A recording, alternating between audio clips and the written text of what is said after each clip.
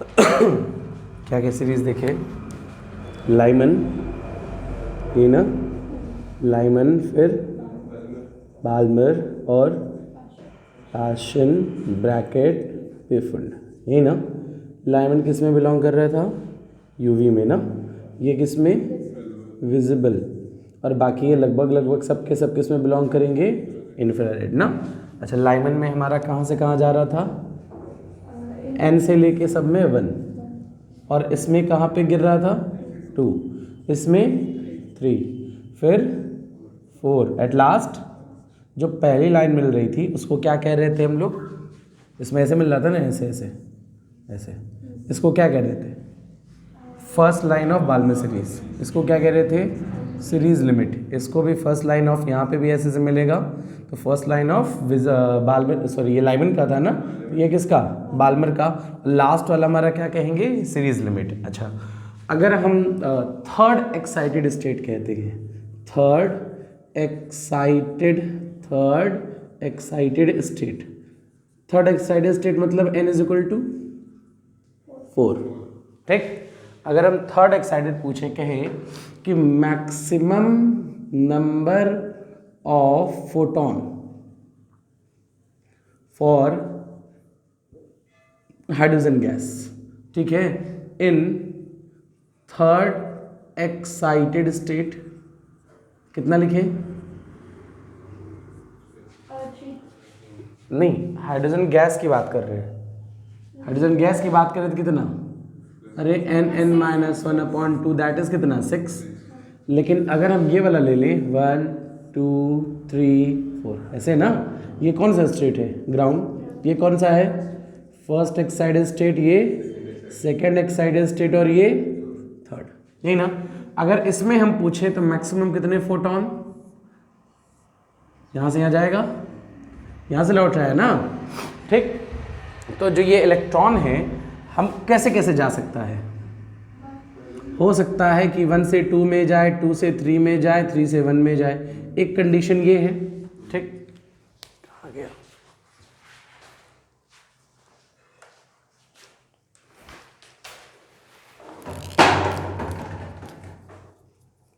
छोड़ दो।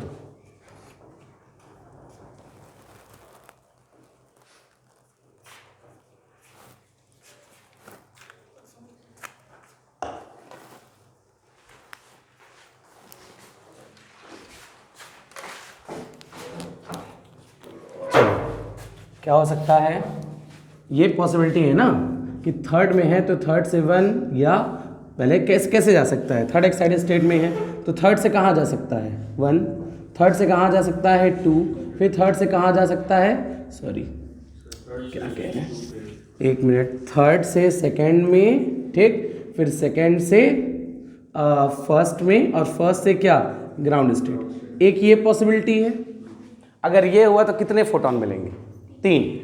हो सकता है कि ये थर्ड से डायरेक्टली कहाँ जा रहा हो? 1, और 1 से कहाँ? Ground state. तो इसमें तो यहाँ पे 3 फोटोन मिल रहे हैं, यहाँ पे 2 फोटोन मिल रहे हैं। ये तो हो रहा है कि यहाँ से हमारा हो सकता है 1 में जाए और 1 से यहाँ जाए, या हो सकता है डायरेक्ट आ जाए, मतलब कि थर्ड से कहाँ चला जाए? Ground state. तो यहाँ पे कितने फोटोन मिल रहे हैं? 1 फोटोन। तो मैक्सिमम कौन पॉसिबल है?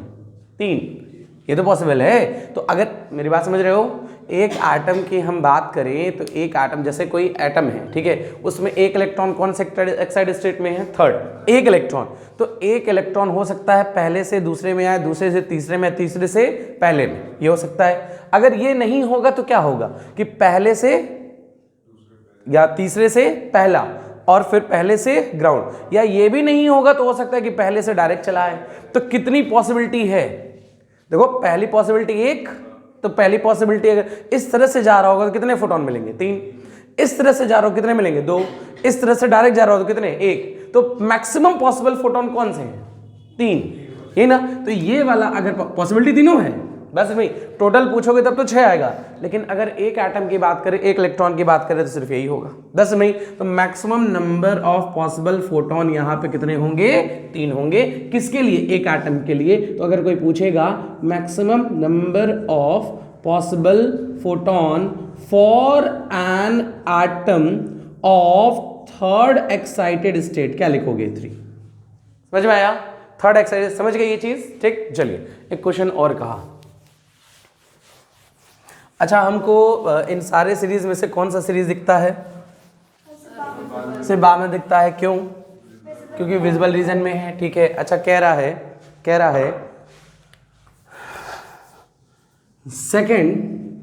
Second line of Balmer series is of green color, then violet color for n is equal to 5 से n is equal to 2 तक, n की वैल्यू 5 से n की वैल्यू 4, n की वैल्यू 5 से n की वैल्यू 3, n की वैल्यू 4 या n की वैल्यू 5 से लिख सकते हैं मान लो 2 और ऐसे। 1 मिनट, n की वैल्यू 5 से 2, n की वैल्यू 4 से 2, n की वैल्यू 3 से 2, ठीक, n की वैल्यू 5 से 1। ठीक है, ये ऑप्शन। क्वेश्चन कहा कि अगर बाल्मर सीरीज का जो सेकेंड लाइन है, बाल्मर सीरीज का कौन सा लाइन? सेकेंड लाइन, उसका कलर कौन सा है? ग्रीन। तो वॉलेट कलर, जैसे अगर सेकेंड लाइन है, सेकेंड बाल्मर सीरीज का सेकेंड लाइन कहाँ से कहाँ होगा? सेकेंड में जाएगा। कहाँ से? थर्ड से सेकेंड में जाएगा तो फर्स्ट लाइन मिलेगा, और 4 से सेकेंड में जाएगा तो सेकेंड लाइन, मतलब 4 से सेकेंड जा रहा होगा तो हमको कौन सा कलर मिला? Green colour. तो वॉलेट कलर के लिए कहाँ से जाएगा? ऐसे होता है विबग्योर, VIBGYOR। कौन सा कलर मिल रहा है? ग्रीन। हमको चाहिए क्या? वॉलेट। हम इधर से इधर जा रहे हैं ना, इधर जाना है हमको, जाना है तो वेवलेंथ कम करना है। इधर वेवलेंथ क्या करना है? और वेवलेंथ कम करने के लिए हम इधर जाते हैं ना, ऐसे ऐसे, यही ना। तो आई थिंक ये नहीं होगा, ये नहीं होगा, क्योंकि ये कौन सी लाइन है? ये कौन सी लाइन है? बाल्मर सीरीज की ये कौन सी लाइन है? पहली लाइन। ये बाल्मर सीरीज की दूसरी, ये बाल्मर सीरीज की तीसरी, और दूसरी पे तो खुद ही ग्रीन कलर है। ठीक, हमको और क्या करना है? तो हमारा डायरेक्टली क्या, इधर जा रहे हैं वेवलेंथ कम करने के लिए, तो कहां से कहां आना चाहिए? 5 से 2। समझ गए? या तो ये समझ रहे हो, देखो थर्ड से 2 अगर ये बात करो तो ये कौन सी लाइन है? फर्स्ट लाइन है। ठीक, किसकी? ये कौन सी लाइन है? सेकेंड लाइन है बाल्मर सीरीज की। ये कौन सी लाइन है? थर्ड लाइन है बाल्मर सीरीज की। ये बाल्मर सीरीज है ही नहीं, ये बाल्मर नहीं है। बाल्मर तो सबका सब सेकंड में आता है ना। ये कौन सी सीरीज है? लाइमन, यही ना। लेमन सीरीज में विजिबल होता ही नहीं है, तो बट ऑब्वियसली ऑप्शन नहीं होगा। अच्छा, ये ऑप्शन में से ये तो नहीं होगा, सेकंड नहीं होगा, क्योंकि सेकंड वाला ऑलरेडी क्या है? ग्रीन। ठीक, या तो ये होगा या तो ये होगा, तो इन दोनों में कौन होगा? ये, क्योंकि हम अगर मान लो इधर जाते हैं तो वेवलेंथ क्या होता है? बढ़ता, इधर कम, ठीक ना। इधर कम करने के लिए मतलब हमको कहाँ जाना पड़ेगा? 5 से 2। तो अगर हमारा सेकंड जो लाइन है वो ग्रीन कलर का है, तो 5 से 2 वाला कौन सा कलर का होगा? वॉलेट। समझ गए? लो, जो लिखना है जल्दी लिखो।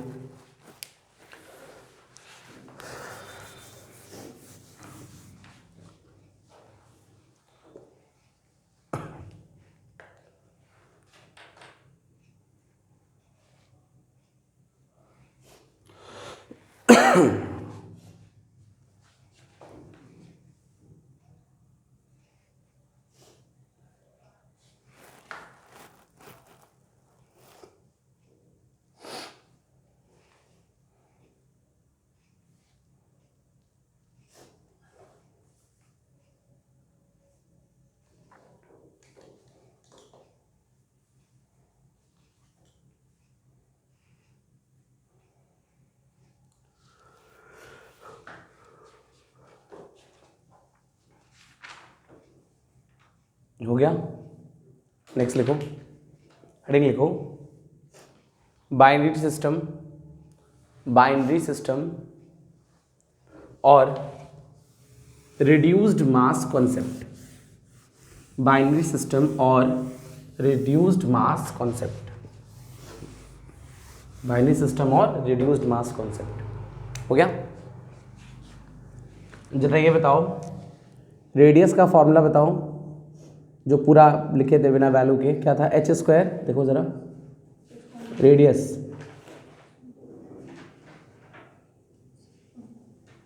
रेडियस की वैल्यू देखो क्या आई थी, कहाँ है, देखो जल्दी निकालो।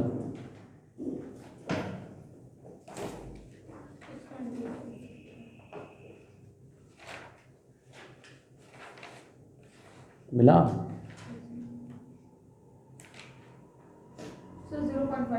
उसके पहले h²/4πk² नहीं है?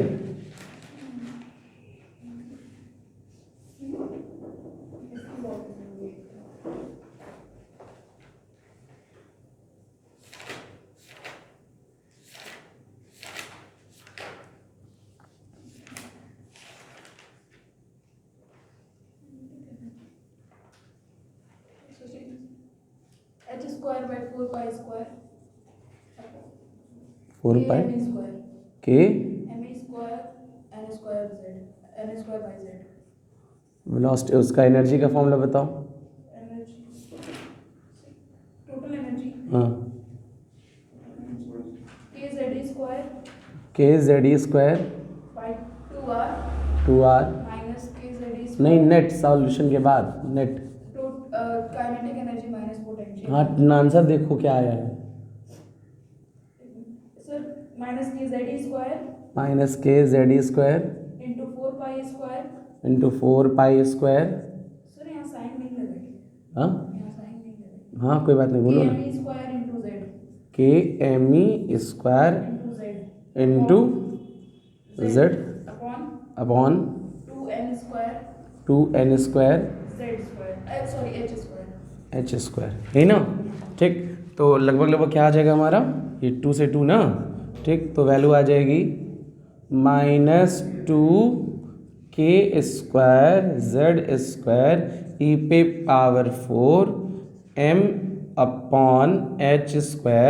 और z अपॉन n²।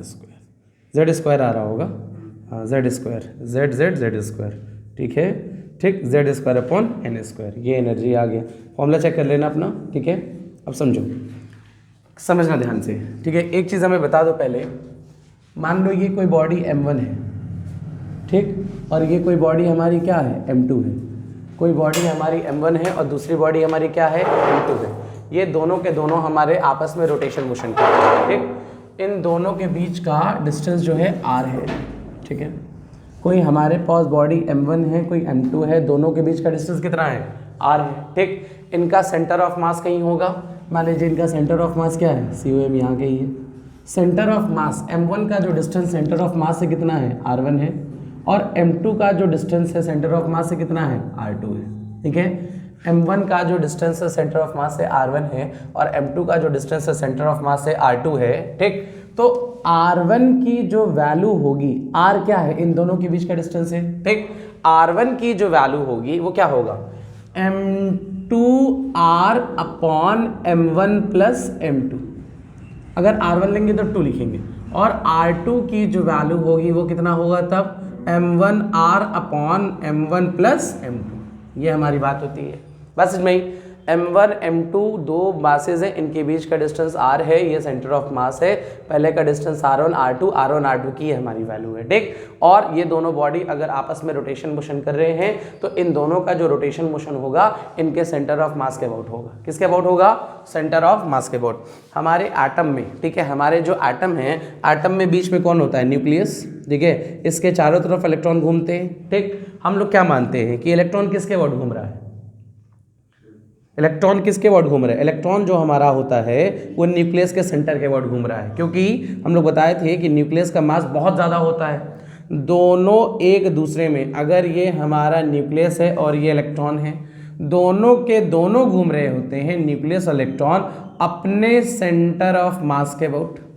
दोनों के दोनों घूम रहे होते हैं किसके अबाउट, अपने सेंटर ऑफ मास के अबाउट दोनों घूम रहे होते हैं। बट, ठीक है, बट यहाँ पे होता क्या है कि इसका मास बहुत ही कम होता है, लेकिन न्यूक्लियस का मास इसके कंपैरिजन में बहुत ज़्यादा होता है। तो सेंटर ऑफ मास की जो पोजीशन होती है न्यूक्लियस के ही सेंटर में होता है, इसलिए हम कहते हैं कि हमारा जो इलेक्ट्रॉन है वो कहाँ घूम रहा होता है, न्यूक्लियस के अबाउट। फिर से बोल रहे हैं, हमारे एटम में सेंटर में न्यूक्लियस है, इलेक्ट्रॉन है, दोनों आपस में घूम रहे होते हैं। कहाँ घूम रहे होते हैं? एक दूसरे के सेंटर के अबाउट, एक दूसरे के सेंटर के अबाउट, बीच में ना। लेकिन न्यूक्लियस का मास बहुत ज़्यादा, इलेक्ट्रॉन का मास बहुत कम, ठीक है। तो बेसिकली एटम कहाँ, जो भी हमारा सेंटर ऑफ मास होता है, कहाँ पहुँच जाता है? न्यूक्लियस में। कहाँ पे पहुंच जाएगा? न्यूक्लियस के सेंटर में। इसीलिए हम कहते हैं, हम लोग ये मान लेते हैं कि न्यूक्लियस हमारा क्या होता है? रेस्ट में। क्यों रेस्ट में मानते हैं? क्योंकि इसका मास बहुत ज्यादा है, तो सबका मोशन, हमारा इलेक्ट्रॉन का जो मोशन हो जाएगा वो न्यूक्लियस के सेंटर के अबाउट। अच्छा, थोड़ा और समझो। मान लो हमारे पास कोई न्यूक्लियस है ऐसे, इसका चार्ज मान लीजिए Z है, ठीक है, मास Mn है ना। अच्छा, अगर इससे हम मान लिए r डिस्टेंस पे, ठीक है, मान लो r डिस्टेंस पे हमारा इलेक्ट्रॉन घूम रहा है, ठीक, हमारा इलेक्ट्रॉन कितने डिस्टेंस पे घूम रहा है? r, इसका मास क्या है? Me। ये इलेक्ट्रॉन किसके अबाउट घूम रहा है? न्यूक्लियस के सेंटर के अबाउट, ठीक। क्यों ऐसा? क्योंकि न्यूक्लियस का मास क्या है? बहुत ज्यादा। अगर ऐसा नहीं होता, न्यूक्लियस का मास अगर बहुत ज्यादा नहीं होता तो क्या होता? ये दोनों कहाँ घूम रहे होते? ये दोनों अपने सेंटर ऑफ मास के अबाउट घूम रहे होते। ये सेंटर ऑफ मास हमारा इसके अंदर बिलोंग कर रहा है, क्योंकि इसका मास क्या है? बहुत ज्यादा। अगर इसका मास इसके कंपेरेबल हो जाए, ठीक, मतलब कि न्यूक्लियस का मास बहुत ज्यादा ना हो, या न्यूक्लियस का जो मास है वो इलेक्ट्रॉन के मास के लगभग बराबर हो जाए, ऐसा होता है, तो उस कंडीशन में दोनों हमारा किसके अबाउट घूमेंगे? अपने सेंटर ऑफ मास के अबाउट। तो मान लीजिए इसका सेंटर ऑफ मास कहीं है ना। मान लिए ये डिस्टेंस कितना है? r1, ठीक, और ये डिस्टेंस कितना है? r2। बस इतना ही। अगर हम r1 की बात करें तो क्या लिखेंगे? r1 किसका डिस्टेंस है? न्यूक्लियस का। और r2? अच्छा, अगर न्यूक्लियस का डिस्टेंस लेंगे तो मास इलेक्ट्रॉन का लेंगे तो क्या लिखेंगे? me इंटू कितना? r अपॉन कितना? me प्लस कितना? mn लिखेंगे। अगर R2 की बात करें तो R2 की बात क्या लिखेंगे? R2 किसका डिस्टेंस है? इलेक्ट्रॉन का। R2 किसका डिस्टेंस है? अगर इलेक्ट्रॉन का है तो मास लेंगे न्यूक्लियस का, Mn R अपॉन कितना? Me प्लस कितना? Mn। ये चीज आ गया।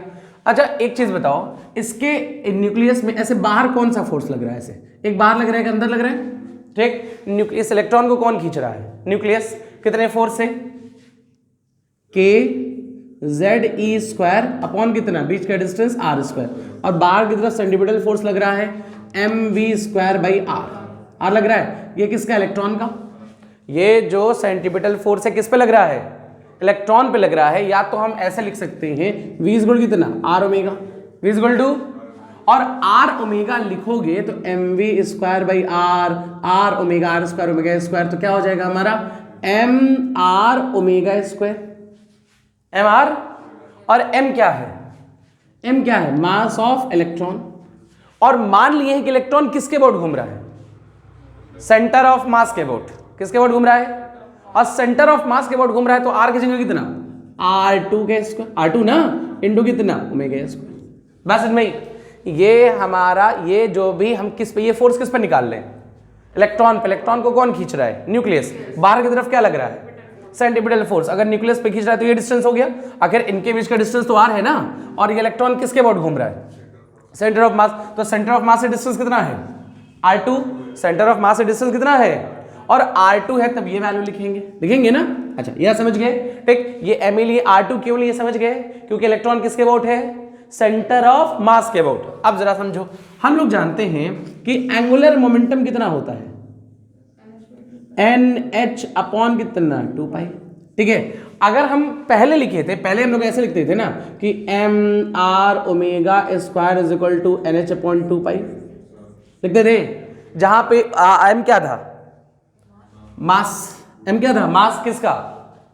इलेक्ट्रॉन का। और r क्या था?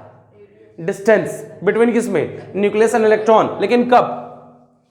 जब मानते थे कि हमारा जो इलेक्ट्रॉन है किसके अबाउट घूम रहा है? न्यूक्लियस के सेंटर के अबाउट। लेकिन इसमें क्या माने कि कहां घूम रहा है इलेक्ट्रॉन? दोनों, न्यूक्लियस और इलेक्ट्रॉन दोनों घूम रहे हैं किसके अबाउट?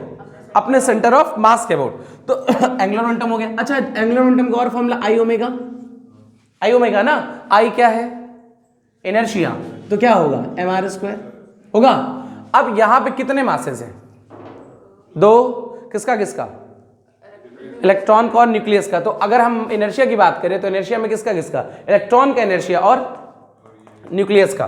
तो लिख सकते हैं इसके जगह क्या लिख सकते हैं? आई की जगह inertia of electron plus inertia of nucleus into कितना? ओमेगा। हो गया। चलिए बताइएगा, ठीक है, यहां से लिख रहे हैं इनर्शिया ऑफ इलेक्ट्रॉन कितना? mr² ना, तो me और r डिस्टेंस इलेक्ट्रॉन का कितना? r2 का स्क्वायर प्लस ये क्या है? न्यूक्लियस का मास इनटू कितना?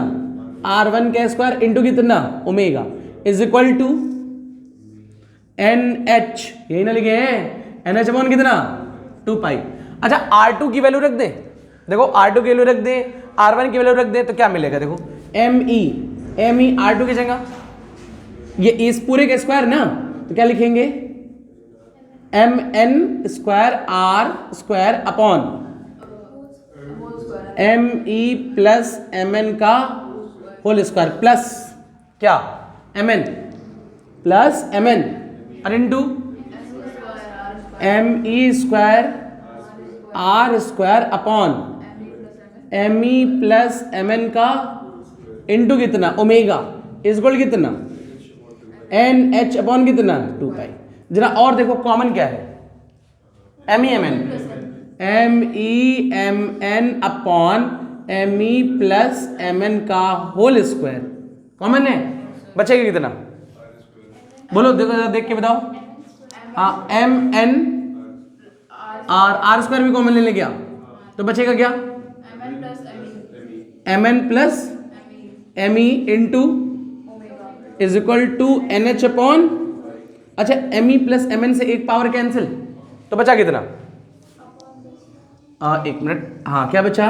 MEMN upon ME plus MN into क्या? R² omega. इसमें R², एक मिनट कुछ गलत नहीं लिखी है, R2 का स्क्वायर R2 का स्क्वायर, हाँ तो R² और ओमेगा स्क्वायर इज इक्वल कितना? NH upon 2 pi. This is equation second. बात समझ में आई? क्या? अरे ओमेगा नहीं, ओमेगा स्क्वायर नहीं, ओमेगा आ गया ना। तो यहां से एक मिनट,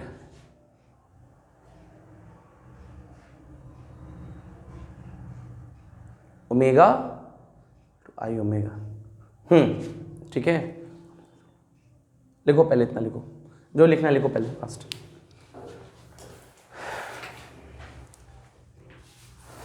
जो पहले लिखना लिख लो, फिर कंपेयर करके समझा दे रहे।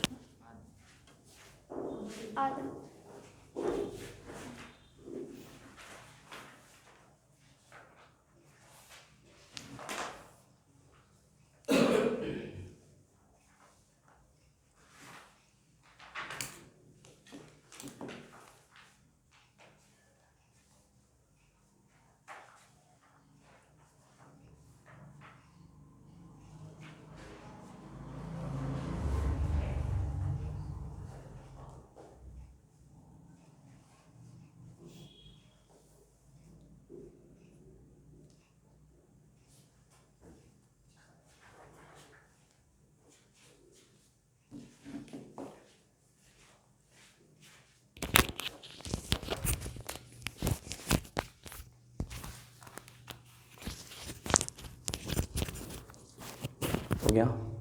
एक चीज़ देख लो, ये गलत लिखी है ना, ये क्या है? एंगुलर मोमेंटम ना। एंगुलर मोमेंटम क्या होते हैं? MVR, V की जगह कितना? R ओमेगा, तो क्या लिखेंगे? MR² ओमेगा ना। ठीक, थोड़ा सा सुन लो, ये समझ गए? ये क्या है? Mass of electron. ठीक, जरा इसको रब कर दे, क्या इसको रब कर दे रहे, जरा समझना। फ्रॉम 1 and 2, फ्रॉम 1 and 2, ठीक, 1 और 2 से ज़रा कंपेयर करो, ये NH/2 है, ये भी NH/2। ये इक्वेशन कब लिखे थे? जब हम माने थे कि जो इलेक्ट्रॉन है किसके अबाउट घूम रहा था? न्यूक्लियस ये सेंटर के अबाउट। और ये कब लिखे हैं?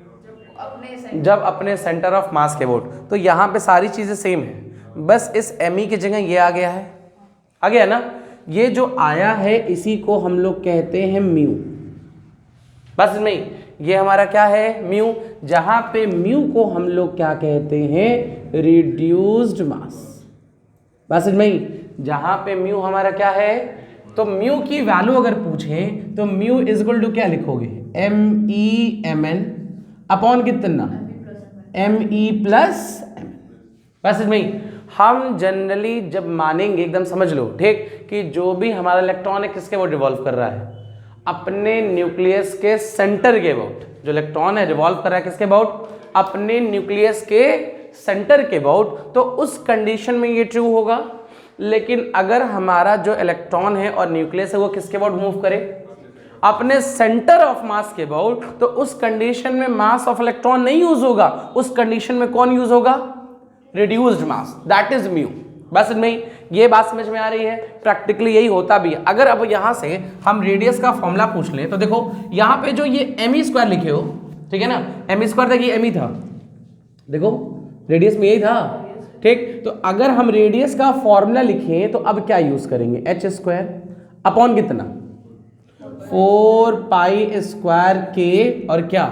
N²/Z, ठीक है। इसके जगह क्या यूज कर ले? म्यू कर ले ना, ठीक। इसके जगह यूज कर सकते हैं म्यू, या तो हम लोग लिख सकते हैं कि म्यू ME अपॉन जो भी चाहो, ME² आ रहा था ना, ME² अगर आ रहा था Z² अपॉन N आ रहा N²/Z आ रहा था, ठीक है। तो इसको रिप्लेस कर देना किससे?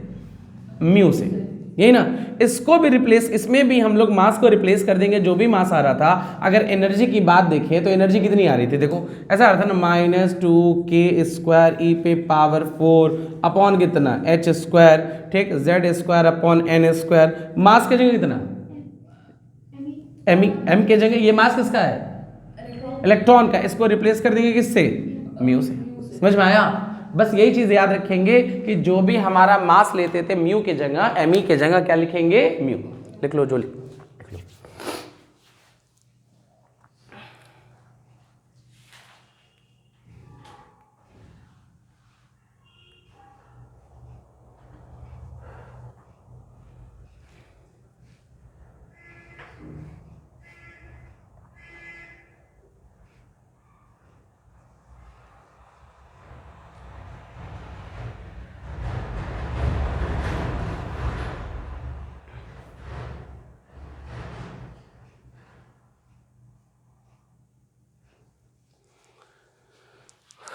हो गया?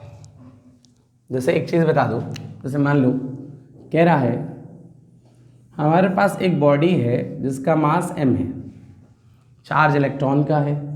एक और बॉडी है जिसका मास 2m है और चार्ज इलेक्ट्रॉन का है, ठीक। हमारे पास कोई एक बॉडी है जिसका मास क्या है? m, और एक और बॉडी है जिसका मास क्या है? 2m। दोनों पे पास चार्ज किसका है? इलेक्ट्रॉन का। ये प्लस चार्ज है और ये माइनस, एक दूसरे को अट्रैक्ट कर रहे हैं। ये दोनों किसके अबाउट मूव करेंगे? ये इस प्लस m के अबाउट मूव करेगा कि प्लस m इस 2m के अबाउट मूव करेगा? कौन किसके अबाउट? दोनों अपने सेंटर ऑफ मास के अबाउट। अभी 100 बार बोले हैं ये बात कि दोनों का मास एक दूसरे से, इसमें से कोई छोटा है क्या?